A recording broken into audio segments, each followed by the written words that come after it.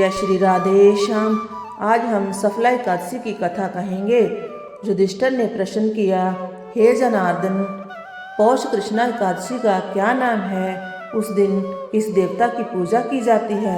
भगवान कहने लगे, हे धर्मराज, मैं तुम्हारे स्नेह के कारण तुमसे कहता हूँ कि एकादशी व्रत के अतिरिक्त मैं अधिक से अधिक दक्षिणा पाने वाले यज्ञ से भी प्रसन्न नहीं होता। अतः इसे अत्यंत भक्ति और श्रद्धा से युक्त होकर करें। हे राजन, अब द्वादशी युक्त पौष कृष्णा एकादशी का महत्व सुनो। इस एकादशी का नाम सफला एकादशी है। इस एकादशी के देवता श्री नारायण हैं। पूर्वक इस व्रत को करना चाहिए। जिस प्रकार नागों में शेषनाग, पक्षियों में गरुड़, सब ग्रहों में चंद्रमा, यज्ञों में अश्वमेध और देवताओं में भगवान विष्णु श्रेष्ठ हैं, उसी तरह सब व्रतों में एकादशी व्रत श्रेष्ठ है। जो मनुष्य सदैव एकादशी का व्रत करते हैं वह मुझको परम प्रिय है। इस व्रत की विधि इस प्रकार है। मेरी पूजा के हेतु ऋतु के अनुकूल फल, नारियल, नींबू, नैवेद्य आदि 16 चीज़ों से मेरी पूजा करें। रात्रि को जागरण करें। इस एकादशी के व्रत के समान यज्ञ, तीर्थ, दान, तप तथा और कोई दूसरा व्रत नहीं है। 1000 वर्ष तप करने से जो फल मिलता है उससे भी अधिक सफला एकादशी का व्रत करने से मिलता है। हे राजन, अब आप इस एकादशी की कथा सुनिए।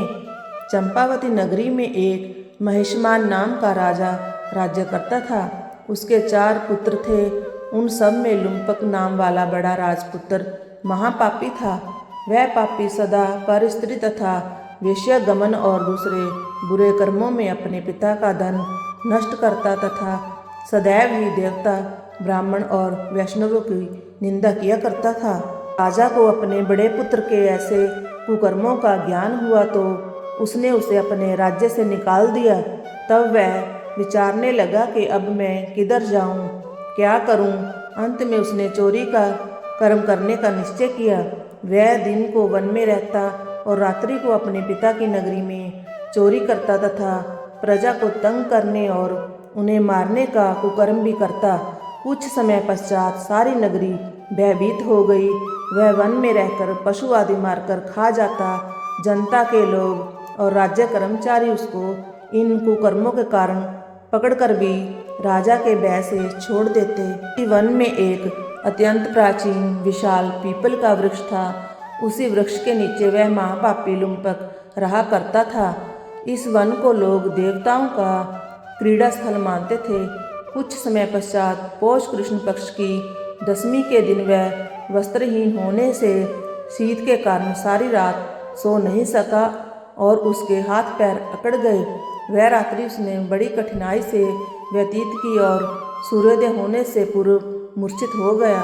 दूसरे दिन एकादशी को मध्याह्न के समय सूर्य की गर्मी से उसकी मूर्छा दूर हुई तो होश में आकर गिरता पड़ता वन में भोजन की खोज में गया, परंतु व्यथा के कारण जीवों को मारने में असमर्थ था। इसी कारण वृक्षों से गिरे हुए फलों को बीनकर वृक्ष के नीचे आया। उस समय तक सूर्य भगवान अस्त हो गए थे। अतः उसने उन फलों को पीपल के वृक्ष के नीचे लाकर रख दिया और रोकर कहने लगा कि भगवान, यह सब फल आपके ही अर्पण हैं, आप ही इनसे तृप्त होइए। उस रात्रि को दुख के मारे उसे नींद भी नहीं आई। इस उपवास तथा जागरण से भगवान अत्यंत प्रसन्न हुए और उसके सब पाप नष्ट हो गए। दूसरे दिन प्रातः समय एक अति सुंदर घोड़ा अनेक सुंदर वस्तुओं से सजा हुआ उसके सामने आकर खड़ा हो गया और उसी समय आकाशवाणी हुई, हे राजपुत्र, श्री नारायण की कृपा से तेरे सब पाप नष्ट हो गए हैं। अब तू अपने पिता के पास जाकर राज्य प्राप्त कर। ऐसी आकाशवाणी सुनकर वह बड़ा प्रसन्न हुआ और दिव्य वस्त्र धारण करके भगवान आपकी जय हो ऐसा कहकर अपने पिता के पास गया। उसके पिता ने बड़ी प्रसन्नता से उसे समस्त राज्यभार सौंपकर वन को चला गया। अब लुम्पक शास्त्रानुसार राज्य करने लगा। उसके स्त्री, पुत्र आदि सारा कुटुंब ही नारायण का परम भक्त हो गया तथा वृद्ध होने पर वह भी अपने पुत्र को राज्य का कार्य सौंपकर तपस्या करने के लिए वन में चला गया और अंत समय में वैकुंठ को प्राप्त हुआ।